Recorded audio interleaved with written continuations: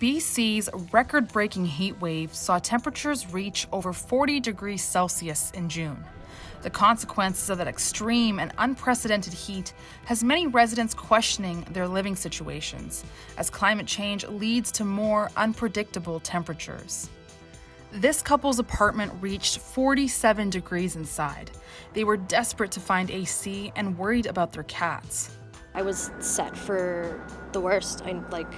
Another day they would have gone. We wouldn't have been able to save them if not for one of our friends to take them. This condo is surrounded with floor-to-ceiling windows. Brenda Perez says that her place felt like an oven. I actually threw up. I woke up and I really felt like I was gonna faint. The heat wave leaves residents like Brenda and Sierra worried about what rising temperatures mean for their future living conditions. Now, AC is a quick fix, but experts recommend homeowners and developers consider more long-term and efficient infrastructure solutions. I'm Vineet Brach with CBC News, and I looked into how we can better prepare our homes and buildings for rising temperatures. So why do so many homes in BC not have air conditioning? Some experts say this is due to BC's generally milder climates throughout the year. Many building windows are too small to even fit AC units. You end up with these glass towers that are essentially basically baking people because they aren't designed to both have open airflow and really take in the heat as opposed to release it back out. When portable AC units sold out across BC, people turned to HVAC systems. But even then, getting one was not a breeze. Bobby Watt is the owner of Watt HVAC in Vancouver. He says he's seen nearly a 575% increase in calls and website visits to install AC since the heat wave began. The phone's been going off the hook, the emails, same thing, text messages coming through. A lot of new customers who were not prepared for the extreme heat. BC Hydro said electricity demand on June 28th shattered records to the heat wave by more than 600 megawatts. That's the equivalent of running 600,000 portable air conditioners, which are some of the least energy efficient models on the market. So, what are some long-term efficient solutions? The first solution is installing a heat pump in your home or building. Unlike ACs, heat pumps can both heat and cool your home. They're also up to 50% more efficient at cooling than a typical window AC unit. They can range anywhere from $4,000 to $10,000 to purchase and install, and government rebates are available.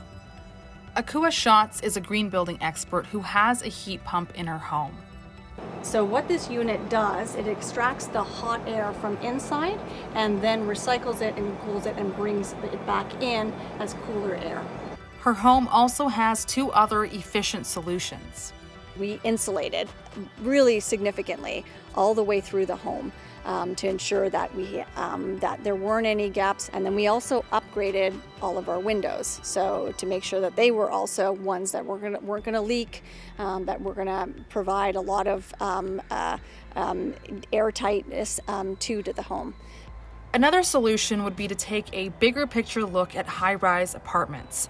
The sky-high views might be nice, but this professor thinks it might be time to prioritize homes that are a little closer to the ground. When you get to that level of mid-rise construction, the buildings can more easily shade each other, particularly on the west sides. And they're not so tall that you can't do simple things like growing trees. Trees are another essential part of keeping our buildings cool. Condon says that the air within the canopy of a tree is 5 degrees lower, as the leaves are actually air conditioning the land. They're literally like nature's air conditioners, so the more you can plant around your space, the better. But planting trees isn't really an option for high-rise condo tenants.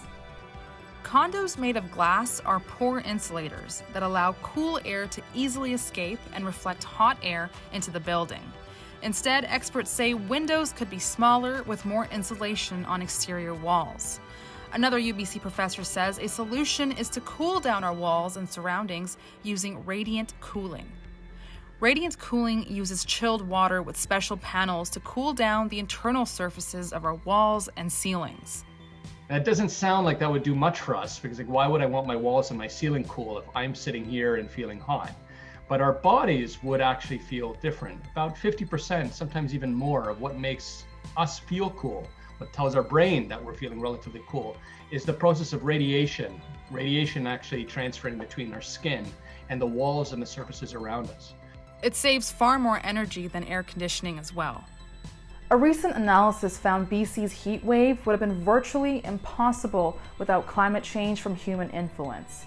It's potential infrastructure solutions like this that give tenants like Brenda some hope for the future. Now, when she finally felt a cool breeze, it was an emotional moment for her. I started crying. Like, I was so happy. Honestly, it's something that I don't want to leave ever again. Like, it's changed my way of seeing the world.